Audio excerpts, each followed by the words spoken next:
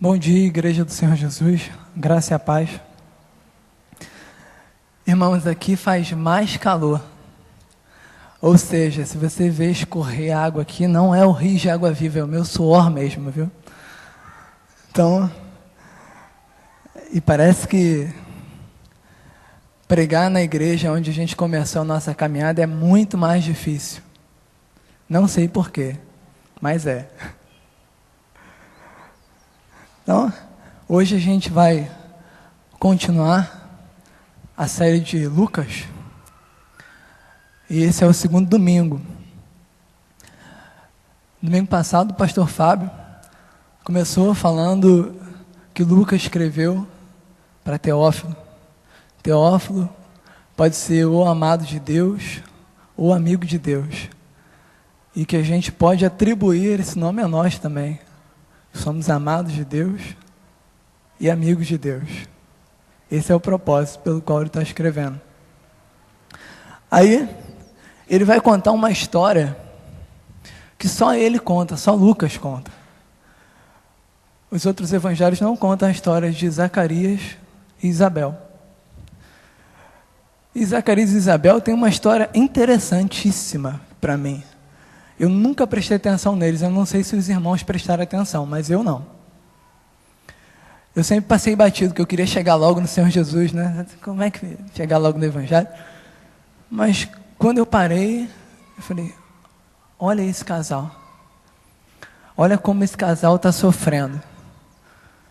E vai contra muitas coisas que eu ouvi desde que eu cresci, desde que eu me entendo por gente, né? E, bom, a gente ouve falar de Deus desde que a gente nasceu.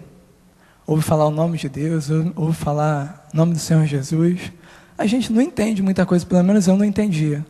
A minha família não tem crente.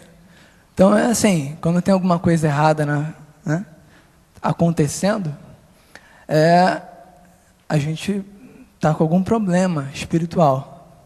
Para o não crente, isso até pode ser verdade, né? Lá em casa era bem assim.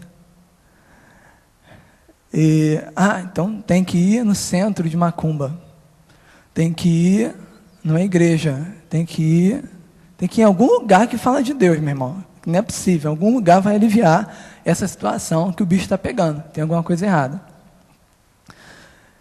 E quando a gente começa a caminhar com Deus, a impressão que a gente tem é que agora vai dar tudo certo. Eu estou caminhando com Deus. E é o que eu chamo de justiça retributiva, né? Se eu estou fazendo tudo certo, logo vai dar tudo certo na minha vida. Pô, cara. Dou dízimo, cara. Eu estou na igreja na quarta, estou na igreja no domingo. Eu faço tudo no esquema. Leio a Bíblia, tá, vai dar tudo certo.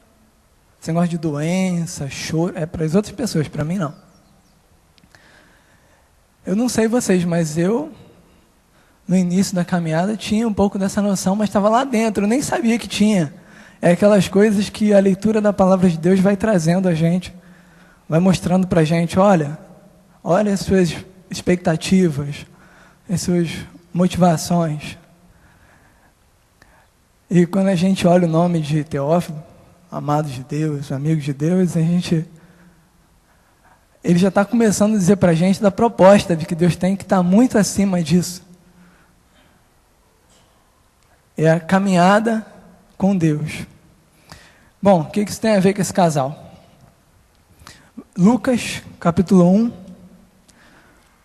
versículo 5 até 25.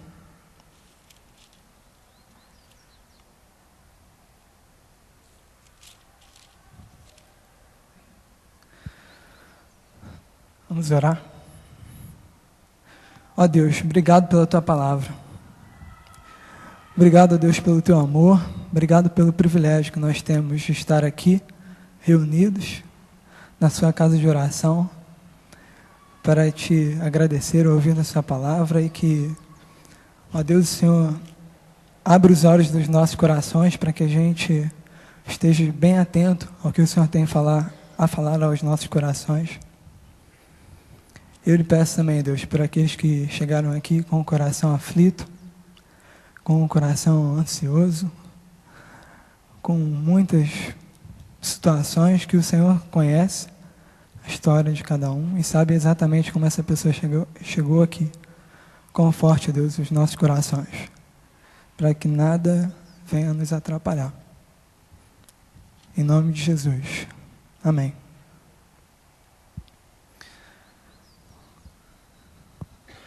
Eu vou, capítulo 1, versículos 5 até o 25, eu vou ler. Nos dias de Herodes, rei da Judéia, houve um sacerdote chamado Zacarias, do turno de Abias. Sua mulher era das filhas de Arão e se chamava Isabel. Ambos eram justos diante de Deus. Viviam irrepreensivelmente em todos os preceitos e mandamentos do Senhor.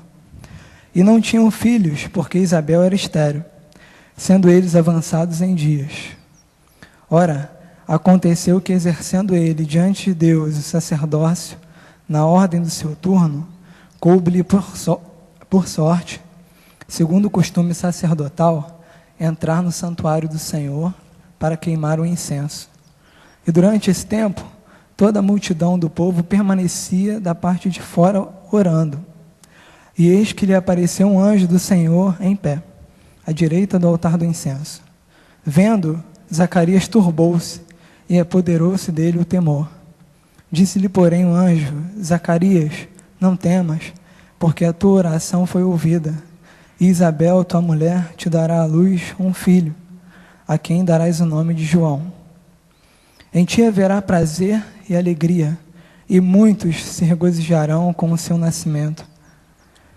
Pois ele será grande diante do Senhor, não beberá vinho nem bebida forte, será cheio do Espírito Santo, já do ventre materno, e converterá muitos dos filhos de Israel ao Senhor, seu Deus. E irá diante do Senhor no espírito e poder de Elias, para converter os corações dos pais aos filhos, converter os desobedientes à prudência dos justos e habilitar para o Senhor um povo preparado. Então perguntou Zacarias ao anjo: como saberei isto? Pois eu sou velho e minha mulher avançada em dias.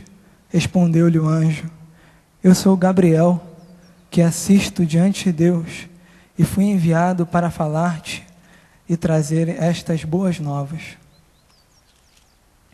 Todavia, ficarás mudo e não poderás falar, até o dia em que estas coisas venham a realizar-se, porquanto não acreditaste nas minhas palavras, as quais a seu tempo se cumprirão. O povo estava esperando a Zacarias e admirava-se de que tanto se demorasse no santuário. Mas saindo ele, não lhes podia falar. Então entenderam que tiveram uma visão no santuário. Expressava-se por acenos e permanecia mudo. Sucedeu que, terminados os dias de seu ministério, voltou para casa.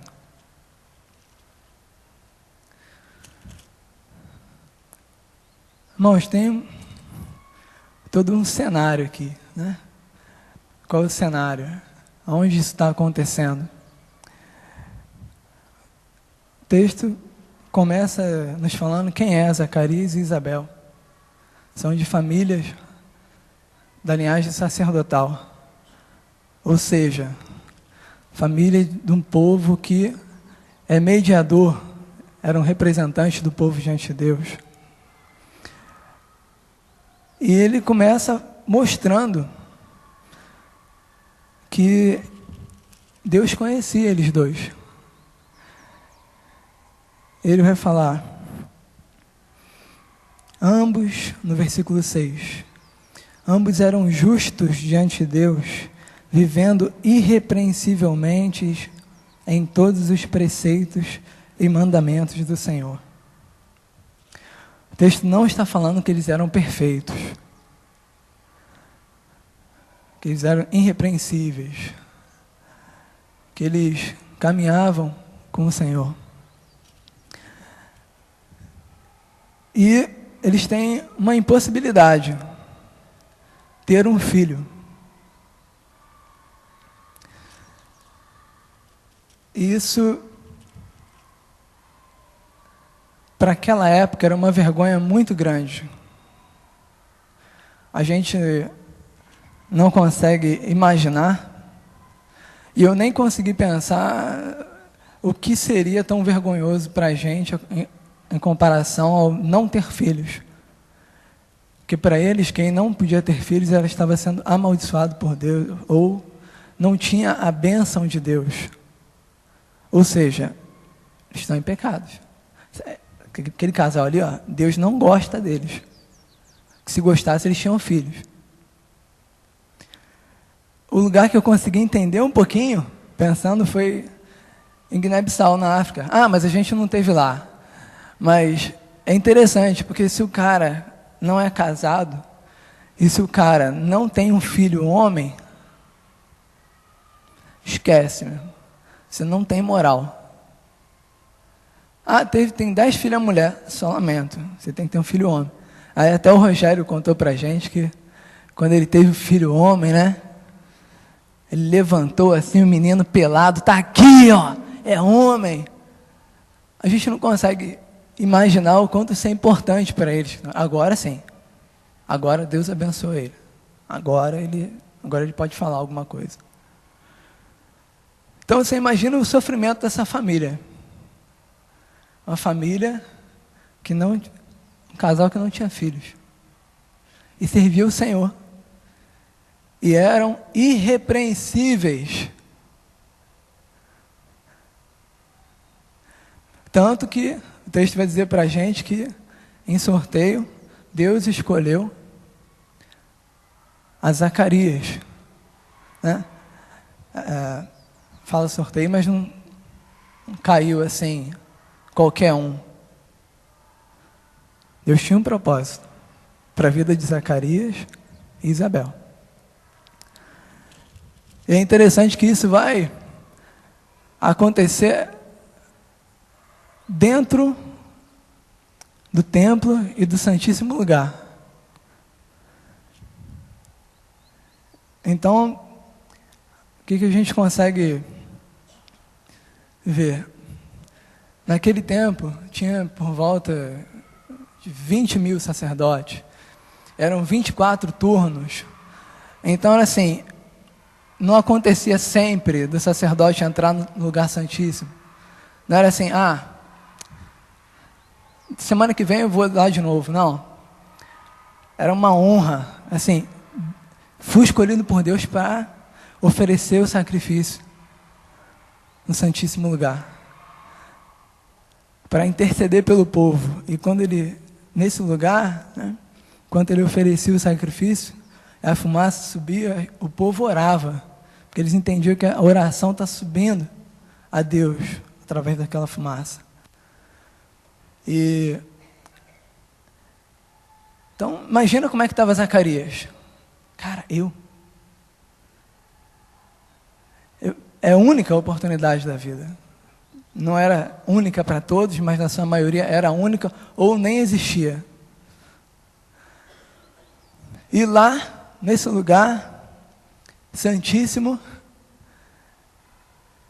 Zacarias, sendo ele sacerdote, conhecia a palavra, né?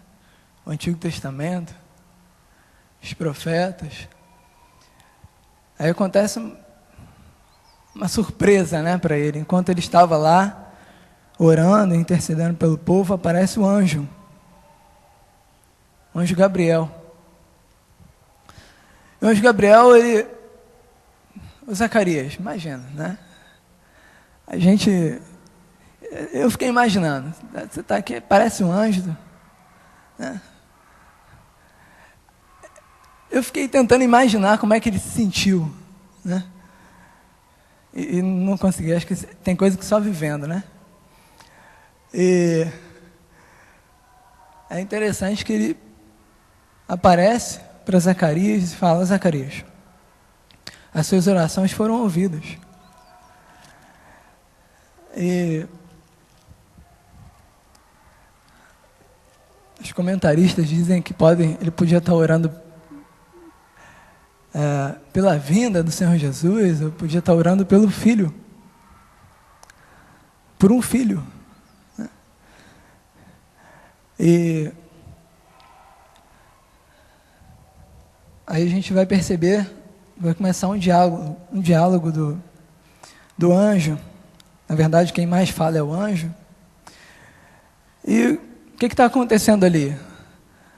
Deus, a primeira pessoa que está sendo informada do que está para acontecer é Zacarias. Porque já diziam os profetas, Isaías, Malaquias, viria o Messias, e antes dele viria um homem no espírito de Elias. E aí o anjo vai descrever a identidade do filho que ele vai ter, dizendo para Zacarias que ele vai ter um filho.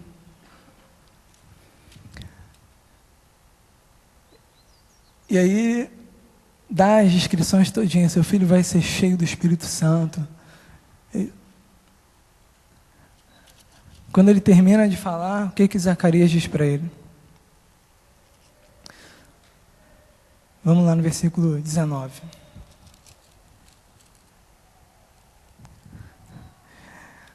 Antes disso, o anjo... Vamos lá, versículo 18. Vamos pela ordem mesmo do texto. Então perguntou Zacarias ao anjo: como saberei isto? Pois eu sou velho e minha mulher avançada em dias. E aí respondeu o anjo: eu sou Gabriel, que assisto diante de Deus e fui enviado para falar-te e trazer estas boas novas. Quando ele fala como todos nós, no sentido de duvidar. Ele comete o pecado da incredulidade, porque o que ele está vendo diante dos olhos deles é uma impossibilidade. Ele olha para ele, hoje acabou de falar, imagina, ele olha, pedi tanto, agora que eu estou carcomido aqui, caindo aos pedaços, vou ter filho? Minha esposa está lá, velho. Ele pensou como a gente pensou em diversas situações da nossa vida, que aos nossos olhos são impossíveis. Você olha, não tem jeito, já era, mano. Vou engolir essa frustração, já era, acabou. Você pode pensar na sua, pensar na dele é mais fácil, mas quando a gente pensa na nossa, a gente entende assim. Mas só que ele estava num lugar que a gente até entende que tinha que ser no ato. Sim, senhor, tá bom, beleza. Não, mas não foi assim, né? Não foi assim porque ele é homem. E o anjo ainda tem paciência com ele, porque o anjo vira e fala assim: pô, cara, sou eu, Gabriel. Gabriel significa homem de Deus, né? Sou eu. A NVI vai dizer que estou na presença de Deus, cara. Estou lá, vim, trouxe um recado direto aqui para você. Você está duvidando do que eu estou te falando? E aí, para os jovens, né? Eu fiquei imaginando quando eu li a fala do Zacarias. Zacarias olhou para o anjo: você está zoando, né? Sim. É sério isso? É sério. E aí, ele, pelo pecado da incredulidade, ele fica mudo. E o anjo vai virar para ele e vai falar assim: olha, você vai voltar a falar quando essas coisas acontecerem, no tempo oportuno. Vamos lá. Estou brigando aqui com o ventilador.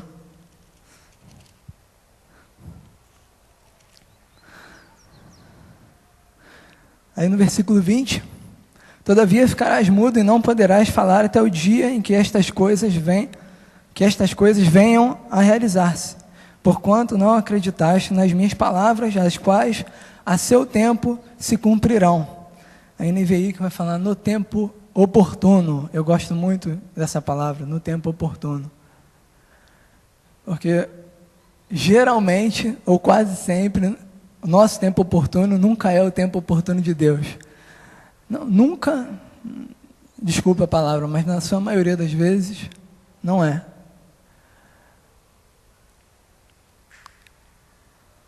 E aí, ele termina saindo, e o povo olhando para ele, viu que ele tinha recebido, tinha visto alguma coisa, e ele ainda terminou ali a sua semana, que era uma semana como exercendo os seus serviços do templo. Aí vamos lá. Qual é esse cenário? O cenário da palavra que ele recebe do anjo é o centro do culto, né? Tanto no Antigo Testamento quanto no Novo Testamento. Que é diante ali do sacrifício, né? Que no centro do culto no Novo Testamento é o Cordeiro, e é o sacrifício também. Então ele está no lugar, assim, chave, e só entrava um. E um cara que todo mundo olhava para ele e dizia: Deus não abençoa esse cara. E ele foi o primeiro a saber de que Deus estava apontando a sua visita à terra de forma carnal. Então, durante a nossa caminhada cristã, passamos por muitos momentos de desafios que nos perguntamos: onde está Deus? Se você ainda não se perguntou, é porque você está... que faz parte. Eu já me perguntei. E não significa que você deixou de ser crente. Lembra do que a gente estava falando? Porque a gente entende, pô, cara, se isso está acontecendo, não é possível que Deus está comigo, não. Se tivesse, isso não estava acontecendo. E é aí que a gente começa a entender que a proposta de Deus é muito maior do que aquilo do que a gente está acostumado a ouvir a vida inteira, tanto no meu caso como uma caminhada de uma família não crente, e às vezes até em muitas igrejas, por muito tempo. Uma pessoa que está há 30 anos na igreja. Enfim, são situações de cada um, da sua caminhada com Deus. E aí a gente começa a entender o nosso chamado, a gente começa a entender por que Deus chamou a gente, que está muito acima, no sentido de que, cara, as situações vão vir, sejam elas qual forem, diversas. Aí a gente fala, é lógico, né? Deus não livrou nem o Senhor Jesus das coisas todas que ele passou. É isso mesmo, mas quando a gente fala e lembra, de fato, é muito fácil. Mas na prática é outra coisa. Na prática a gente pergunta, na prática a gente esquece e fala assim, tem alguma coisa errada. E aí, teve alguém que viveu a mesma coisa que Zacarias. Não exatamente a mesma coisa, mas de uma forma muito parecida, e foi Abraão. Abraão, quando Deus falou para ele que ele ia ter um filho, que já tinha prometido, Abraão ainda estava na frente, né? Porque ele está lá no início, então Deus já tinha falado com ele que ele ia ter um filho. Zacarias nem sabia. E quando Deus fala com Abraão, o que Abraão faz? Diz o texto que ele se abaixa e ri. Abraão, o pai da fé. Mas era homem. O que ele riu? Ele olhou para ele, eu? Não. É isso que ele diz, né? Gênesis 17, versículo 17. Ele olha assim, eu?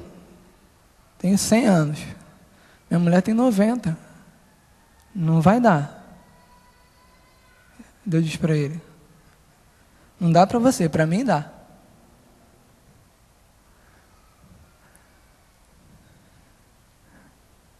Irmãos, é impossível, mas é plano de Deus. Era impossível, mas era plano de Deus. Deus não decidiu na hora de que Zacarias e Isabel seriam pais de João Batista, o que andou na frente do Senhor Jesus. Não foi de surpresa. Deus já sabia que eles seriam pais de João Batista. E eles, pela graça de Deus, permaneceram com essa dificuldade, seguindo em frente. E o texto nos mostra que é a palavra de Deus. Deus fala assim, o que ele está dizendo para os amados dele, para os amigos dele? Olha, eu conheço vocês. Eu conheço cada um. Eu conheço a maneira que vocês caminham comigo.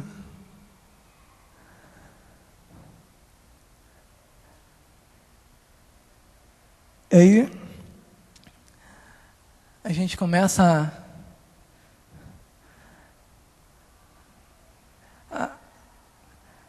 pelo menos, eu fiquei maravilhado quando eu cheguei nessa parte, porque eu fiquei assim, caraca. Ele falou do tempo oportuno. Assim, eu conheci eles, vi o que eles estavam passando, estava com eles a todo o tempo. E a gente tem uma palavra que a gente esquece uma facilidade assim. Mateus 28, versículo 20. A parte B. Quando o Senhor Jesus, depois da grande comissão, ele está terminando ali e diz assim: e eis que estou convosco todos os dias, até a consumação do século. E aí a gente faz igual Zacarias, em muitos momentos. Mas está mesmo? Está mesmo? Sim. Ou a gente nem pergunta, que até esquece. Não. Essas são as coisas que a gente não fala. Né? Porque é vergonha, vão achar que, caraca, eu? Não, eu sou cara, eu sou... Então, como tem sido a nossa vida diante de Deus?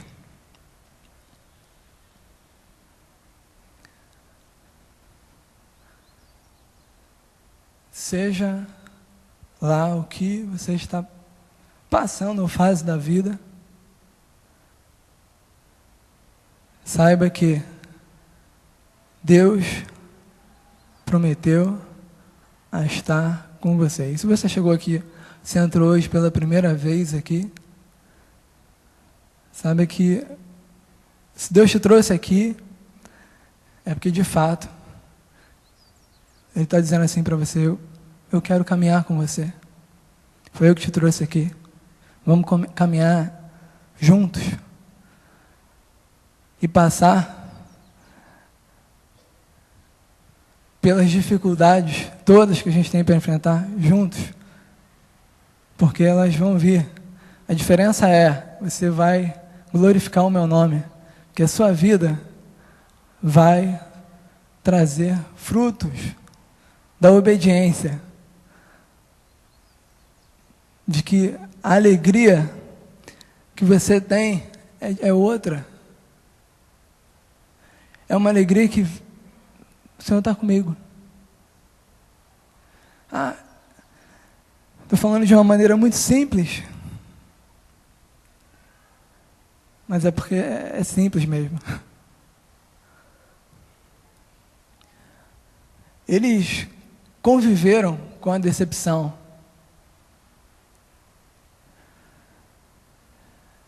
Talvez você, Tiago, para de onda. Isso aí, casal, cara. Casal não teve filho, simples. Tem um monte de filho, um monte de criança para ser filho. Não. por isso que eu falei o contexto deles, que não era simples. Era quase de ver Zacarias caminhando assim na direção do templo, de cabeça baixa, né? Envergonhado. E num tempo muito difícil, em que muitos já dos próprios sacerdotes já estavam, né, se desviando e fazendo muitas outras coisas.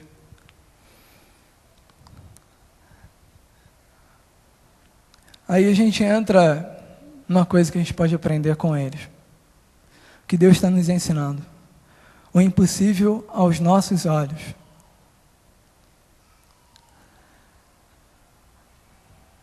Mas de acordo com a vontade de Deus.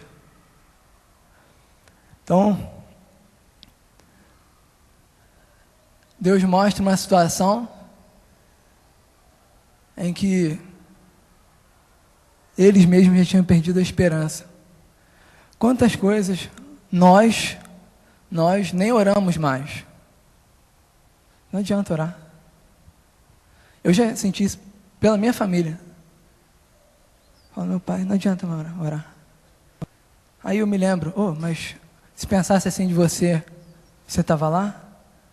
Aí eu, não. Então ora. Obrigado. Bem lembrado, né? Então, falando de oração de conversão, né, pela família.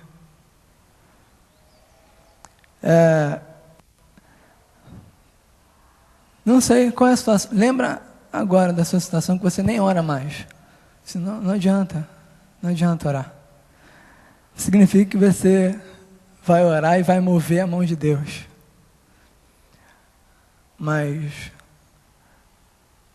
de que você está se colocando ali, Deus, só o Senhor pode fazer. E o que eu quero saber é se é da sua vontade. E aí, no tempo oportuno, o tempo oportuno não é o tempo que você está suando de ansiedade, está morrendo, está deprimido, não é esse tempo oportuno. É o tempo de Deus. De acordo com a vontade de Deus. Mas a gente pode perceber que a primeira coisa que o anjo fala para Zacarias é: Deus ouviu a sua oração. Ele só esperou o tempo dele.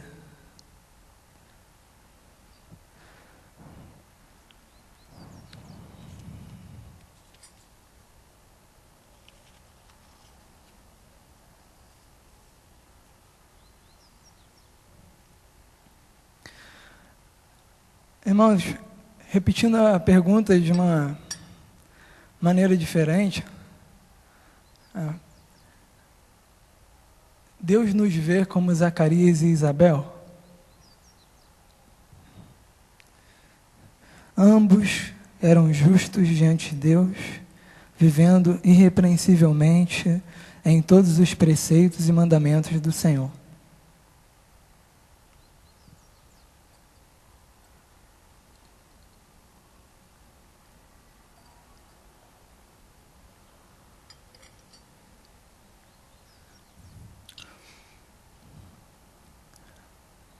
Talvez você vai falar, claro que não. Porque eu não sou perfeito, eu erro. Eu também. Mas o que Deus pede da gente é um coração sincero e contrito, arrependido. Diante dele, saber, Deus, eu estou passando por isso e errei e tal. Assim,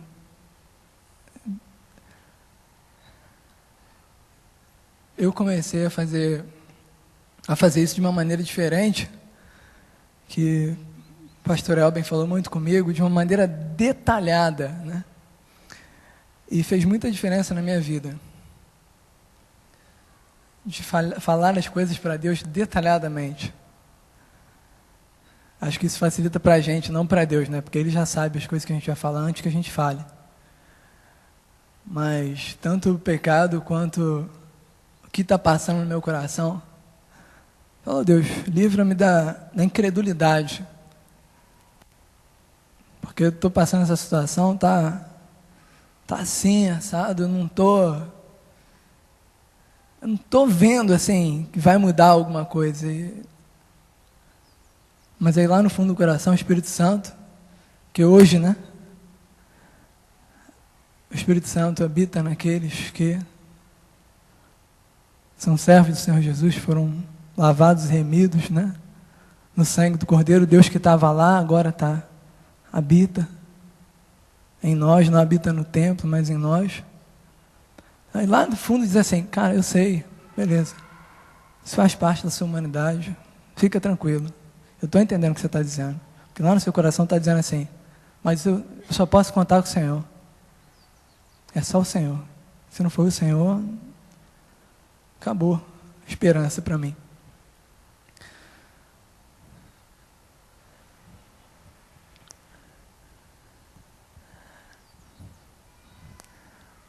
Bom, nós estamos na casa de oração. Estamos num lugar bem semelhante ao que Zacarias estava. Da maneira diferente, porque agora, naquele santíssimo lugar, era o lugar da presença de Deus, né? Onde Deus ali ouvia as orações, onde o sacerdote intercedia por eles. Era ali. E a gente está reunido como igreja. O que mudou? Nós somos templo do Espírito Santo. Então não tem lugar certo, né, para a gente orar e colocar o nosso coração diante de Deus, pedir perdão. Porque nós temos um sumo sacerdote, que é o Senhor Jesus, que esteve aqui e conhece as nossas dificuldades. E Ele nos proporcionou e nos trouxe aqui hoje para estar num lugar que é conhecido como uma casa de oração. Não só conhecido, mas é como Deus chamou. Minha casa será chamada casa de oração. E aí, queria que a gente, nesse momento, orasse. Porque, assim como Zacarias estava na presença de Deus, nós, não só agora, mas agora também, estamos na presença de Deus. E às vezes é tão normal vir à igreja no domingo que a gente até esquece disso. Esquece mesmo de vir e falar assim, vou lá para a semana ficar tudo direitinho, né? Porque parece que a semana não começou quando eu vou na igreja. Todos nós que estamos aqui, estamos na presença de Deus. E juntos, como igreja. Eu queria que você orasse e colocasse diante de Deus o seu coração. As coisas que tem no seu coração, sejam elas as possíveis mesmo, ou as que você nem espera mais. Porque aos seus olhos é inviável. Não vai acontecer. E que independente se elas acontecerem ou não, se lembre no seu coração que é isso que Deus está nos falando. Eu estou contigo e eu te conheço. Eu sei como é que você está caminhando comigo. Eu tenho toda a sua ficha completa. E ele vai mostrar no texto também que ele conhecia, Salmo 139, né? Versículo 6, se eu não me engano, que ele conhecia. Antes de João nascer, eu já estou dando nome para ele, mas eu já conheço ele, viu? Ele vai ser assim, assado, vai ser cheio do Espírito Santo, é assim que ele vai ser. Então Deus ainda fala assim para Zacarias, olha aí, essa é a identidade do teu filho. Assim, não estou te dando só um filho não, estou te dando o filho, né?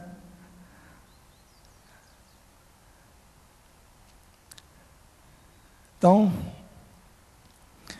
que a gente ore nesse momento, sabendo que Deus vai agir no tempo oportuno. No tempo dele. A gente fala Kairos. E que ele conforte o nosso coração. É isso que Paulo vai falar em Filipenses, né? Capítulo 4. Ele vai dizer, coloque diante de Deus todas as coisas que estão no seu coração, e a paz de Deus que excede todo o entendimento, guardará o seu coração. Irmãos, então, oremos. Eu só vou orar depois que o último levantar a cabeça.